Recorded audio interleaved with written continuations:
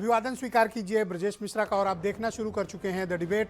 बहनों भाइयों, महज 4 सीटों को लेकर मध्य प्रदेश में समाजवादी पार्टी और कांग्रेस का गठबंधन टूट गया है और उसकी तलखी उत्तर प्रदेश में सुनाई दे रही है। कल से लेकर आज पिछले 24 घंटे के भीतर जिस तरह के बयानात समाजवादी पार्टी और कांग्रेस के लीडर्स और सीनियर लीडर्स के आए हैं, उससे ये स्पष्ट प्रमाण है कि कम से कम उत्तर प्रदेश में समाजवादी पार्टी और कांग्रेस की राह अलग है और अब दोनों को एक मंच पे लाना और एक साथ बातचीत करना शायद बहुत मुश्किल होगा, क्योंकि समाजवादी पार्टी के किसी प्रदेश के नेता नहीं, राष्ट्रीय के नेता नहीं, बल्कि उनके राष्ट्रीय अध्यक्ष पर कांग्रेस के नेताओं ने सीधा अटैक किया है और अखिलेश इस बात को लेकर बहुत नाराज़ हैं और शायद अब कांग्रेस और समाजवादी पार्टी में कोई बात उत्तर प्रदेश में पार्लियामेंट्री इलेक्शंस को लेकर ना बने।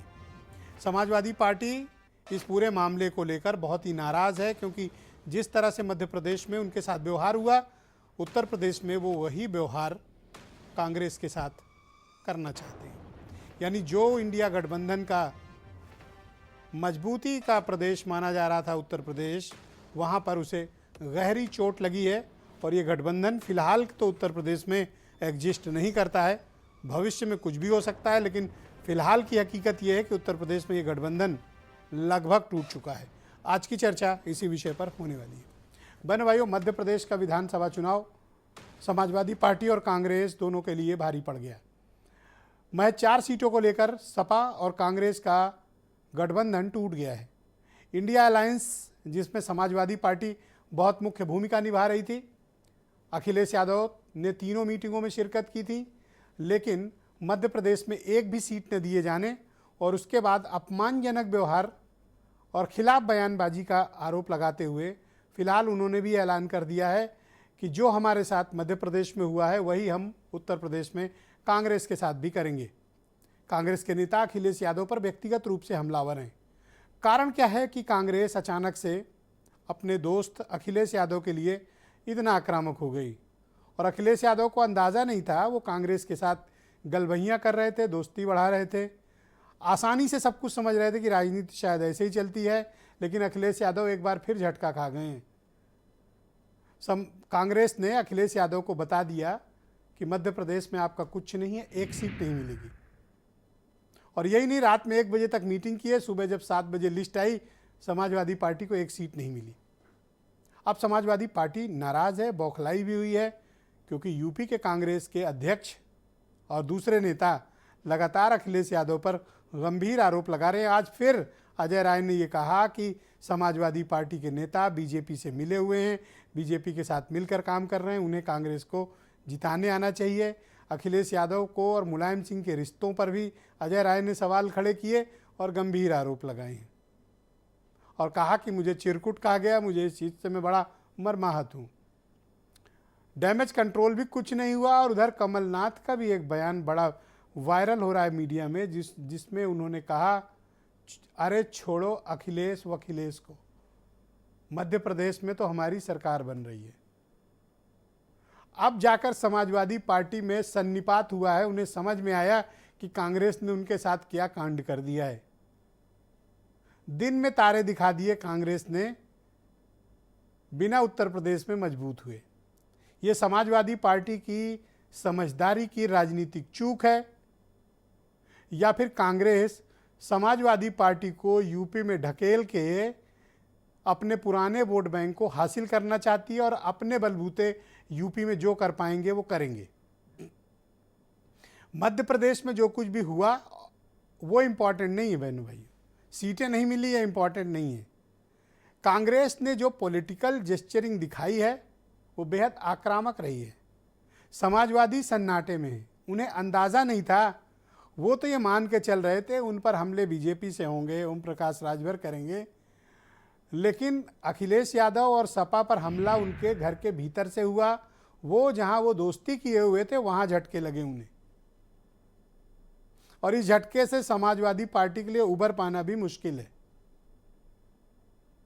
कांग्रेस जो 5 राज्यों में बीजेपी से सामने सामने मुकाबिल है, समाजवादी पार्टी को यूं अकेला छोड़ दिए जाने से अब सपा को भी अपनी राजनीतिक तैयारियां यूपी में नए सिरे से करनी पड़ेंगी। लेकिन बहनों भाइयों, ये राजनीति है, यहाँ कब किस मोड़ पर कौन किससे हाथ पिला ले ये इम्पॉर्टेंट नहीं है। मैंने कई बार डिबेट में ये कहा कि रिश्ते इंपॉर्टेंट नहीं है राजनीति में, आप किसके साथ पॉलिटिकली बहुत सुटेबल हैं ये मायने नहीं रखता। राजनीति में सिर्फ और एक सच्चाई है, पॉलिटिकल इंटरेस्ट। कांग्रेस को लगता है कि मध्य प्रदेश में एक भी सीट सपा को नहीं देना, क्योंकि वो उनके पॉलिटिकल इंटरेस्ट के अगेंस्ट है। इसलिए सपा को एक सीट नहीं मिली। अखिलेश यादव चाहे जितना अच्छा व्यवहार उनके साथ करें और चाहे जितने अच्छे तरीके से मिलें या अच्छी बातें करें। अच्छी बातें करना, अच्छा इंसान होना, अच्छा नेता होना आज की राजनीति में इम्पॉर्टेंट कम है। कांग्रेस ने भी ये बात दिखा दी कि जो उन्हें ठीक लगेगा वो करेंगे। समाजवादी पार्टी का डोमिनेंस वो उत्तर प्रदेश में स्वीकार नहीं करेंगे। और कमाल की बात यह है कि समाजवादी पार्टी अभी तक इस भ्रम में थी, इस मुगालते में थी कि जो कुछ हो रहा है कांग्रेस की तरफ से वो स्टेट लीडरशिप मध्य प्रदेश और यूपी की लीडरशिप कर रही है। लेकिन जैसे ही कमलनाथ का बयान आया ये पता चल गया, और अब तो समझ जाना चाहिए, अगर अब भी कोई न समझे तो ये नादानी है कि दरअसल ये इशारा कहाँ से है। तो क्या कांग्रेस यूपी में वाकई में समाजवादी पार्टी को ढकेल कर अपना स्थान बनाना चाहती है? ये जो दोनों मिलकर लड़ने की बात कर रहे थे, अब अलग अलग जाने की राह है। और अब लगता नहीं कि बातचीत बनने की कोई गुंजाइश है, क्योंकि समाजवादी पार्टी के राष्ट्रीय अध्यक्ष के लिए बड़े अपमानजनक बयान कांग्रेस के सीनियर लीडर्स में आएंगे। अगर अखिलेश यादव अब समझौता करते हैं कांग्रेस के साथ तो वो माना जाएगा कि उनके हाथ दबा हुआ है और वो पॉलिटिकली किसी भी लेवल पे जाकर समझौता कर सकते हैं। अब का समझौता करना अखिलेश यादव का उनके लिए राजनीतिक रूप से नीचा देखने वाली बात होगी, इसलिए मुश्किल लगता है कि इस पर कोई सहमति बनेगी।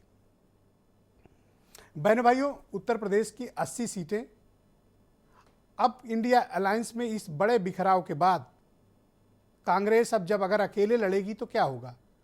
बहनों भाइयों, कांग्रेस अकेले कभी नहीं लड़ेगी, तो किसके साथ लड़ेगी?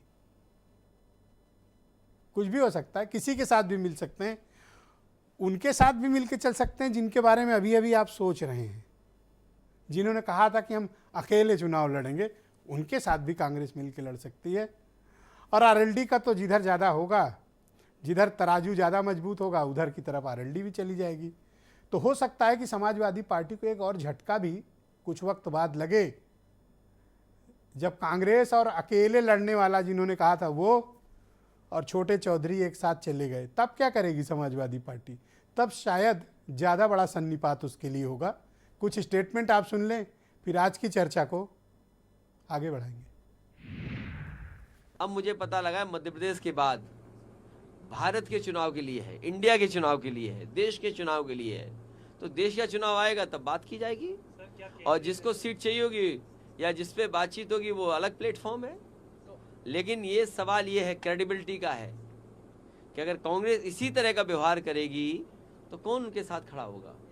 मैं कोई राय सुझाव नहीं दे रहा हूँ कांग्रेस पार्टी को, लेकिन देश के सामने बड़ी चुनौती है। बीजेपी बड़ी पार्टी है, बीजेपी बहुत ऑर्गेनाइज्ड दल है, इसलिए उसके मुकाबले के लिए कोई भी कंफ्यूजन किसी दल के अंदर नहीं होना चाहिए। अगर कंफ्यूजन के साथ आप चुनाव लड़ोगे बीजेपी से तो आप कामयाब नहीं होगे। उत्तराखंड में भाजपा जो जीती है उसमें जिताने में किसका हाथ है? समाजवादी पार्टी का कैंडिडेट लड़ा, उत्तराखंड में उनका क्या है?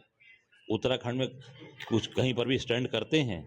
जो उनका कैंडिडेट लड़ा था वो 637 वोट पाया था, वहाँ उन्होंने अपना कैंडिडेट लड़ाकर भारतीय जनता पार्टी की मदद की।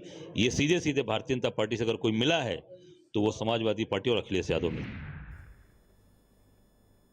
तो कांग्रेस के प्रदेश अध्यक्ष कह रहे हैं कि अखिलेश यादव बीजेपी से मिले हुए हैं। अखिलेश यादव कह रहे हैं कि ये सब कांग्रेस वाले बीजेपी के लोग हैं। घूम फिर के सब बीजेपी के ही लोग एक दूसरे पे आरोप लगा रहे हैं। बहनों भाइयों, इस पर चर्चा को आगे बढ़ाएंगे। मेरे साथ समाजवादी पार्टी के सीनियर लीडर और महिला सभा की राष्ट्रीय अध्यक्ष जूही सिंह मौजूद हैं। भारतीय जनता पार्टी के प्रवक्ता कौशल कांत मिश्रा मेरे साथ मौजूद हैं। थोड़ी देर में हमें आचार्य प्रमोद कृष्णम ज्वाइन करने वाले हैं, कांग्रेस के सीनियर लीडर। मेरे साथ हेमंत तिवारी, उत्तर प्रदेश के जाने माने पत्रकार और दलित चेतना के जाने माने साहित्यकार प्रोफेसर कालीचरण स्नेही जी, और वीरेंद्र सिंह जी हमारे स्टेट